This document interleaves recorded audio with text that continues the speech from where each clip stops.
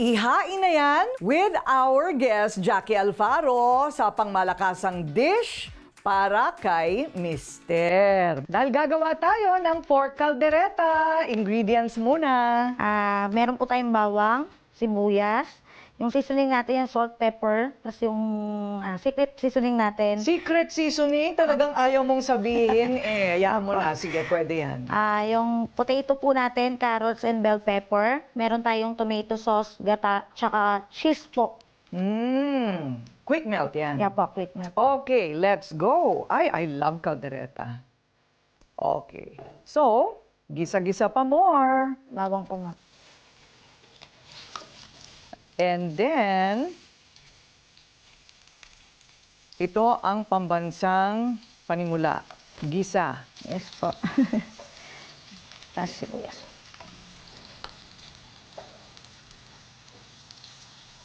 Okay. Yung pork po natin. Pork na kaagad. Apa. Ganon kalalaki ang mga tipak. Apa. Para, Hindi po mabitin si Mister. correct. Kasi kung minsan, isang subo lang nila yan eh. Apa. Yun lang ang problema. Marami talaga sa mga lutuing Pinoy, masos. Kaya kailangan ng rice is life. Yes po. Mas masarap pag may kanin, ma'am. Oo ganun talaga. Pero marami ng alternatibo sa kanin ngayon ha. Pwedeng brown rice, red rice, black rice, o kaya shirataki na higit ang baba ng calories. At maliit lang ang carbohydrate content. Okay, and then, Makukuluan na po natin siya sa tubig, ma'am. Para lumambot po yung baboy natin. Kadalasan po, ma'am, sinasama ko na po yung tomato sauce pag nagpapakulo po. ayan, para manuot. Opo, para manood po. Tsaka yan, dyan po kasi nagsimula yung nagmamantika po eh. So, lahat pala ito makakasama na. Yung iba, ibang style. Opo. Pero ikaw, ganito. Opo, ma'am. Ayun. Tsaka yung keso po, ma'am, sinasama ko na po sa pakulo para natunaw na po siya. Okay.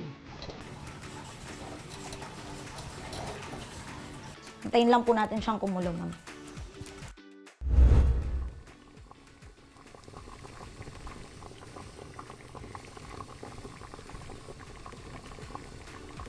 And charan! Kumukulo na siya.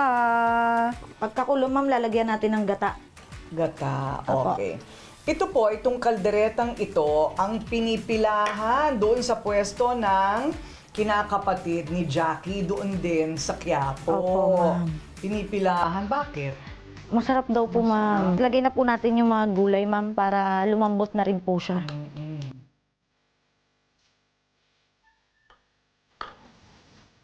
Ihalo na po natin.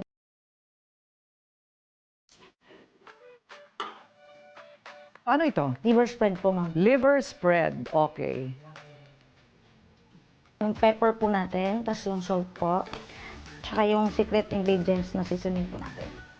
Yung secret ingredients na hindi po niya sasabihin, sorry. Kailangan bumili kayo sa Quiapo. Wala kayong delivery? Nagpapapick up po, ma'am. May pangalan ba yung pwesto? Ano po, pag sinabi po kasi kunyari baga ng mama mo or caldereta queen po, alam na po sa Carlos pa lang kayong caldereta queen, sa Carriedo po yung baga ng mama mo.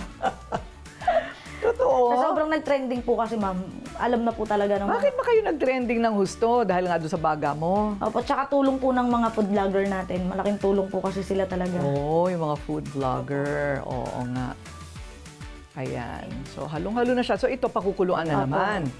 Hanggang sa maluto na po yung gulay natin, tsaka lumambot po yung karne natin. Oo, kailangan pinipindot-pindot, tsaka lasa-lasa, di ba? Tikim-tikim, yan ang sikreto. Sabi ng nanay ko Kapampangan, tulad ni Jackie, sabi, kailangan tikim ng tikim. Mayat-maya po tikim.